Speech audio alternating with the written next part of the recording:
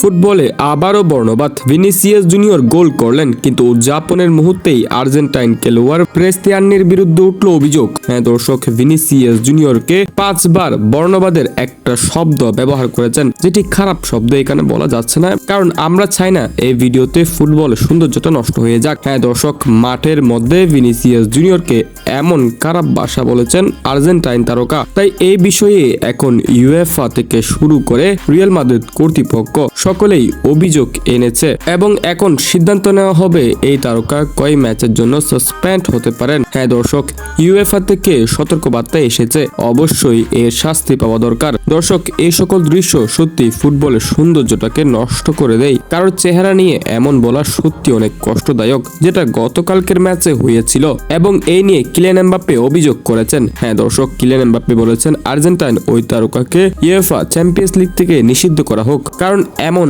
আচরণ ফুটবলের সাথে মানায় না। এর জবাব অবশ্যই সান্তিয়াগো বার্নাবিউতে দিবে, কিন্তু তার জন্য অপেক্ষা করতে হবে সকলকে। দর্শক, লেগ ওয়ানের ম্যাচে রিয়াল মাদ্রিদ এগিয়ে আছে 1 গোলে। দ্বিতীয় ম্যাচ সান্তিয়াগো বার্নাবিউতে। এই ম্যাচে 1 গোল এগিয়ে থেকে মাদ্রিদ মাঠে নামবে এবং বিনির অপমানের সকল জবাব দিবে এই ম্যাচের মধ্যে।